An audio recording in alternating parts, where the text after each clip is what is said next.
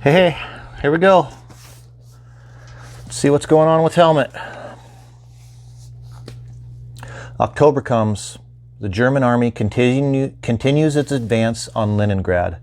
Gerhard graduates from training in the Signal Corps and is sent to officer training school in Warsaw.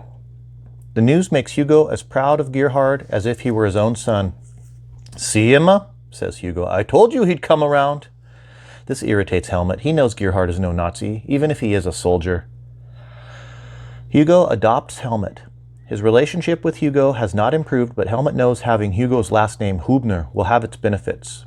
No one would ever suspect that the son of a Rattenführer would resist the Nazis. At work, at home, Helmut is a good Nazi, smooth and unruffled on the surface, but paddling furiously underneath. As the leaves change color and drop, it gets so the boys can hardly wait from one weekend to the next. For the Friday and Saturday nights when they go, turn off the kitchen light and sit in the dark listening to the BBC. From his church, Helmut helps himself to carbon paper and typing paper, bright and red paper, rarely used so it won't be missed. He knows it's wrong to steal from the church, but he tells himself it's for the greater good. It's a war for the truth that he's waging. Late into the night, in his grandparents' flat, Helmut pecks away at the old Remington typewriter keys. Oma grows accustomed to the incessant tapping, the constant ring of the carriage return. She never asks what he's doing or if he's getting enough sleep. Instead, she says, "My, what a hard worker you are. Your boss must be pleased." At first, Helmut prepares new leaflets every 2 weeks, then every week, then twice a week.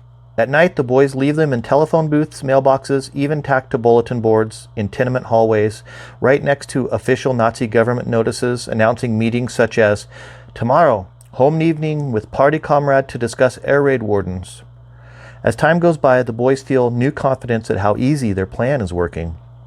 From work, Helmut borrows an official swastika stamper that makes each flyer look like an official government notice, and his grandmother gets used to the constant thump-thump she hears each night at the kitchen table. The stamper is a brazen touch, but it's Karl who astounds Helmut and Rudy with the risks he takes. Once, Karl tucked flyers into coat pockets in a cloakroom. The coats, he could tell from the medals and insignia, belonged to high Nazi officials. But Karl has a close call one night when he meets two policemen near his flat. He manages to greet the two men with a forceful Heil Hitler.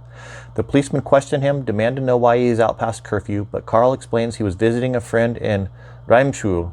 The officers let him go with a warning. Karl goes straight home, rushes to the toilet, his hands shaking so badly he can barely unzip his trousers. "Those blastless leaflets gave me the trots," he says to the boys the next night, and hearing that, Helmut and Rudy clutch their stomachs and laugh until the tears roll down their cheeks.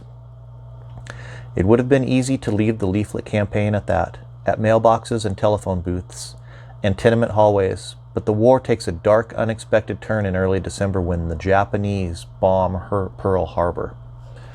America declares war on Japan, and Germany declares war on America.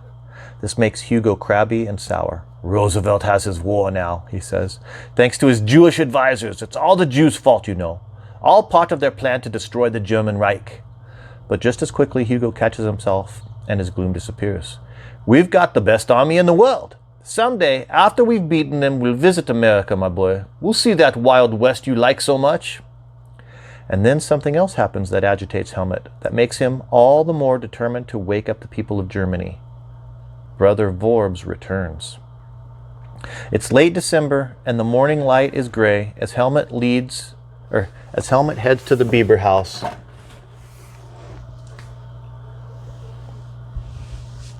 Intent on returning a borrowed book to the city hall storeroom before his boss Heinrich Mons arrives. He passes an old Jewish woman pushing a broom on the street. She wears a yellow star pinned to her frayed brown coat, like a bright yellow flame. All the Jews wear stars now, so Germans can keep an eye on them. Helmut nearly passes by a small stooped figure shuffling down the sidewalk. Were it not for his profile, his familiar sharp nose, Helmut would not have recognized the old man. It's Brother Vorbs. Helmut puts his hands on the man's arm. How thin and bony his arm feels beneath the coat sleeve. Brother Vorbs tugs his arm away in fright, gazes through watery eyes at Helmut. His face is gray. "Brother Vorbs, it's me, Helmut." Brother Vorbs wipes his eyes with the back of his hand and tries to pull his arm away. Let me go. It's better for you if you don't know me. Better for all of us. That's when Helmut sees Brother Vorbs has no teeth. His lips writhe around swollen gums. My God, what did they do to you? Brother Vorbs sways unsteadily. Don't ask. I cannot tell you.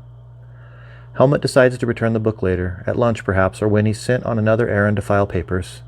He grasps the man's elbow, guides him home, helps him off with his coat, hangs it on the hook behind the door. Brother Vorbs' flat is a mess. Dirty dishes, clothes lying around, drawers pulled open. Helmut helps Brother Vorbs to a chair, puts the kettle on, clears a spot on the kitchen table, sets out a chipped teacup, finds peppermint leaves, pinches them into the teacup. The kettle boils, and Helmut pours the water over the leaves, lets the peppermint steep. Brother Vorbs' hands tremble as he reaches for the cup. His hands are gnarled, his fingers thick and crooked. Your hands, says Helmut. What happened? Brother Vorbs looks fearful. The SS made me sign a paper. I can only tell you that I was treated well. You must tell me, urges Helmut.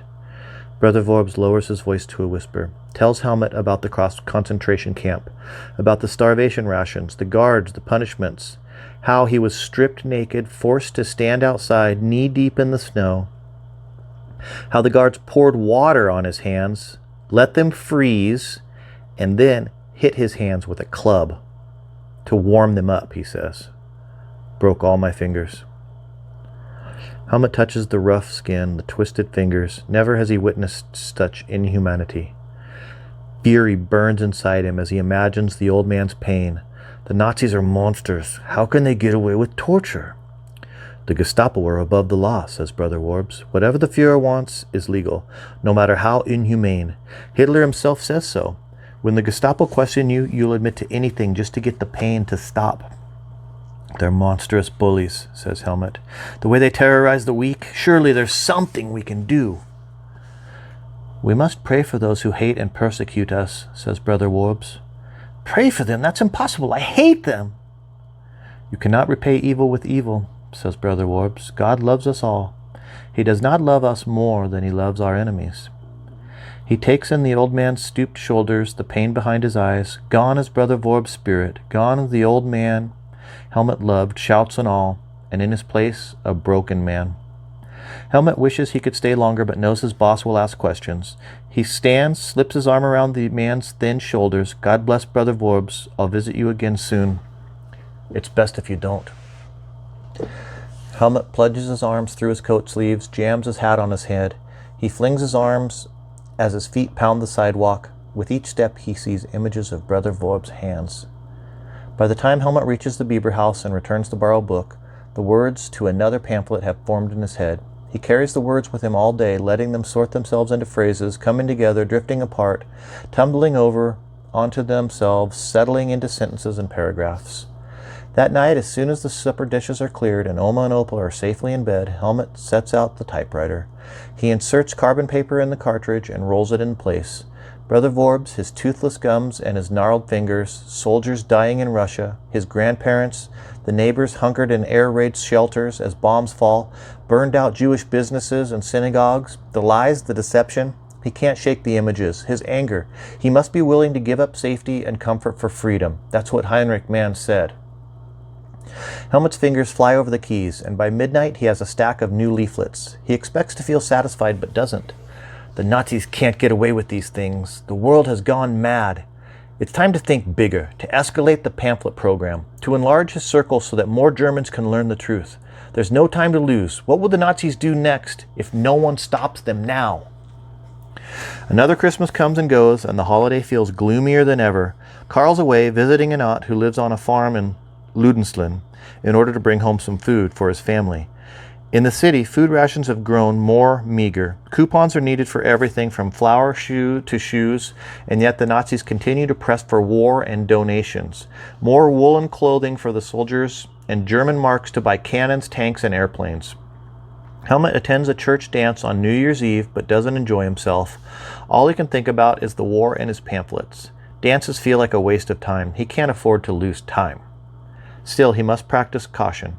At work, he grows friendly with another apprentice, Gerhard Duhr. who rolls his eyes at the reports on the RRG when the Nazis announced that over 70 million woolen articles have been collected for soldiers on the Eastern Front. "And yet our soldiers are still freezing," says Duer disgustedly. Helmut is delighted at this sign, and he invites Duer home to listen to the BBC. Duer is enthusiastic about Helmut's shortwave radio, and he asks to listen again.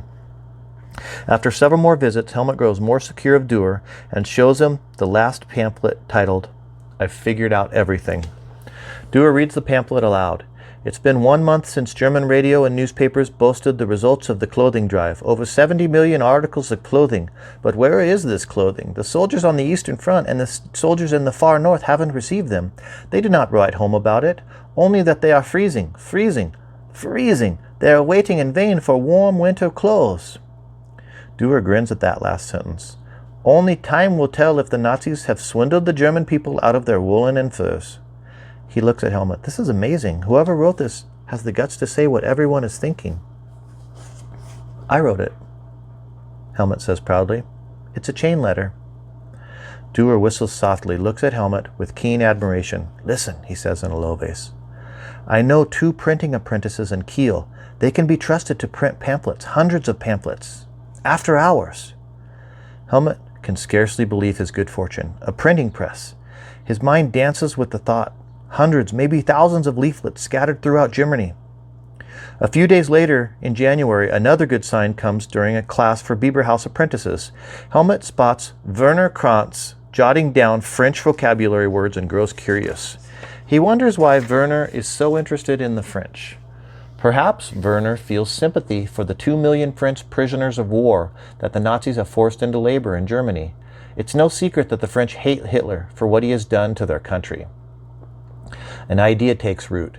If Werner will translate the leaflets into French, perhaps Helmut could smuggle them to the French prisoners. From there, the leaflets may get into the hands of the French resistance. This way, the French and perhaps all the world will learn that many Germans don't support Hitler in the war. It's a bold move. Helmut knows, but he has heard of a group of communists working underground who have connections. Helmut approaches Werner Kranz quietly. "Would you translate something into French for me?" "It depends what it is."